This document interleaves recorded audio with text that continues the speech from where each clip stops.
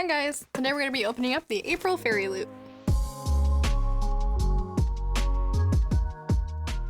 This is actually going to be my last Fairyloot unboxing video. I did switch over to the book-only option for the YA book, and I am also subscribed to the adult book-only option as well. So I will still be sharing those books in hauls, but I will not be doing any more dedicated independent Fairyloot unboxing videos. So sorry, but hopefully this last one is good. I don't remember what the theme is. Oh, okay, the card's familiar. Bittersweet is the theme. Let me just put that off to the side. All right, looks like our first item is a Strange the Dreamer moth pin designed by Jez Hawk. I've not yet read Strange the Dreamer, but I do like moths.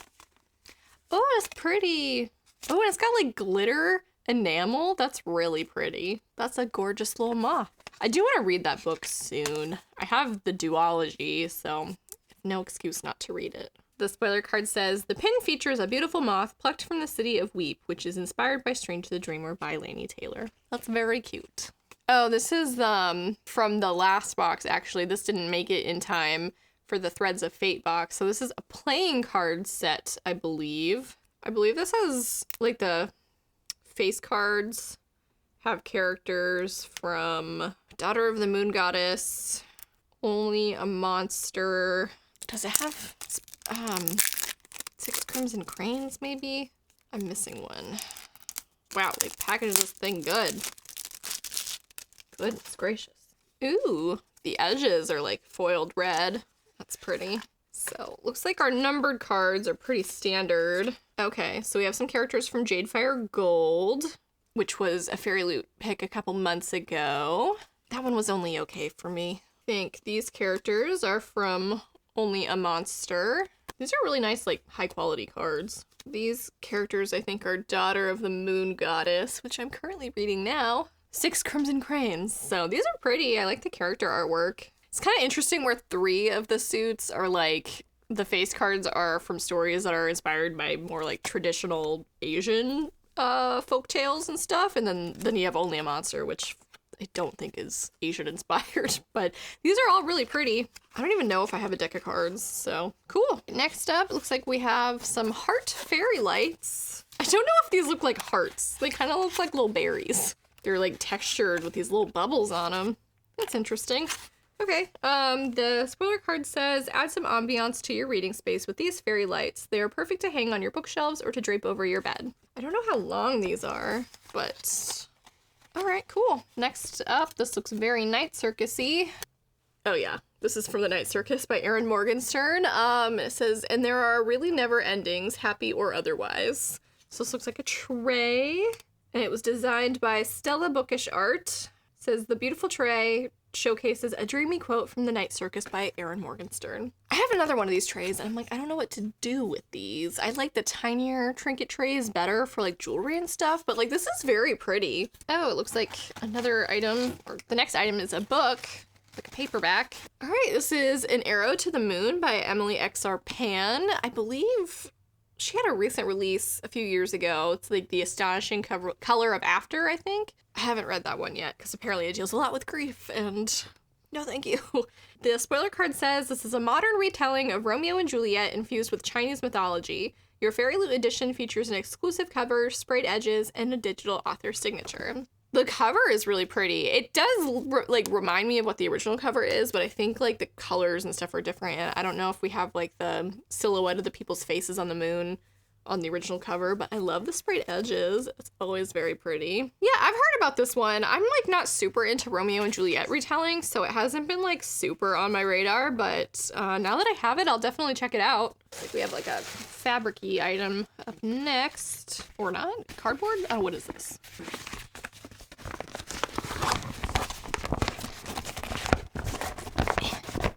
Okay.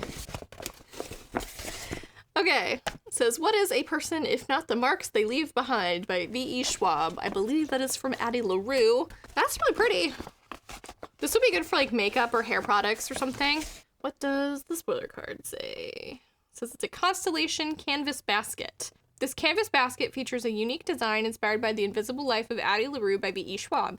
It's perfect for storing books and items, and it was designed by Blanca Design. I don't know if I'd put books in here. This is feels a little too delicate. I mean, I guess if it's like on your night table or something and you could stack them like that. That's cute though. I'll definitely find a use for it. I like the design a lot. The constellation's really pretty, and then the back has kind of more on there. So cute. And I love V.E. Schwab and The Invisible Life of Addie LaRue, so that's a nice item. Tarot cards in here somewhere. Okay. Oh, these are more Daughter of the Moon Goddess tarot cards. Aw. Okay, so I'm reading this book right now.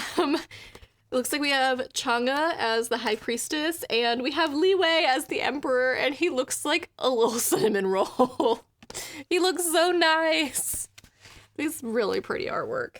Okay, looks like these ones are also Rs28. Features Chang'e and Li Wei from Daughter of the Moon Goddess by Su Lin Tan. These are beautiful, and I'm so happy because the last month had 2 other character cards from this book. So, they're so beautiful. I love these. I will miss the tarot cards when I go to the book only subscription. Now we have the book. Ooh, it's like Superman blue sprayed edges. So for the book this month, we have Blood Scion by Deborah Fillet. I love this cover. I have loved this cover ever since it was announced. It looks like, I feel like the cover's more red maybe in this edition, but we have these really pretty blue sprayed edges that are just in excellent contrast to the cover. This is so stunning. Wow. So the spoiler card says, our featured book of the month is Blood Scion. It is inspired by Yoruba Nigerian mythology and follows a girl's journey of magic, injustice, power, and revenge. This Fairyloot edition has an exclusive cover, sprayed edges, artwork on the reverse side of the dust jacket by Legions, art wrapped around the hardcover, and custom end papers that are signed by the author. So this looks like some artwork with the author letter on the other side. So I'm assuming this is our main character. Let's look at the goodies underneath. So we have the author signature. Oh, okay, that's what they meant about the wraparound. Okay, so the naked hardcover is actually, it's pretty similar to the dust jacket, just without the words, and that's really pretty. Wow, I like that a lot. And then we have artwork on the opposite side of the dust jacket. It's pretty, but there doesn't look like a lot going on. We just have a single character, and then like some interesting background stuff happening. Curious if there's any context for this in the book or if it's just character artwork. This is a really pretty edition. I don't know a whole lot about like the plot of this book. Again, I've seen it around on like Goodreads and YouTube and stuff. So let's read the flap together. The blurb says, I'm a descendant of Shango, the god of heat and fire. I'm a living inferno. I'm a dead girl walking. 15-year-old Sloane can incinerate an enemy at will. She is a scion, a descendant of the ancient Orisha gods. But under the brutal rule of the Lucas, her identity means her death. Her mother knew as much. She disappeared trying to hide Sloane's truth. Sloane, too, has hidden her abilities, but on her 15th birthday, she is conscripted into the Lucas army.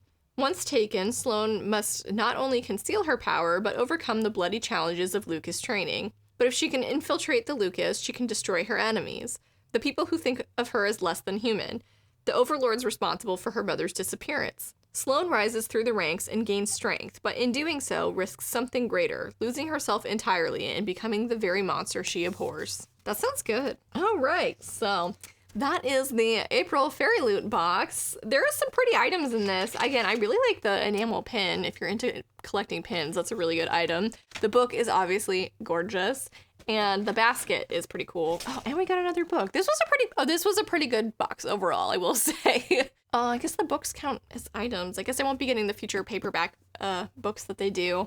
I have mixed feelings about going to the book only option. It is slightly more affordable, but I find that like I just end up bogged down with a lot of items that I don't necessarily have a use for, which is the main reason that I am switching over to book only. But that's not to say Fairyloot doesn't have some really gorgeous items that go along with it. And again, I will be missing the tarot cards a lot. I'm glad that I got the last 2 Daughter of the Moon Goddess cards at least. Thank you guys so much for watching. Please feel free down below to let me know what your favorite item was. Have you read either Blood Scion or An Arrow to the Moon? I'd love to hear your thoughts. No spoilers, please. Thank you guys so much for watching. Feel free to follow my socials down in the description box below, like this video, subscribe to my channel if you haven't already, and have a lovely day. Bye.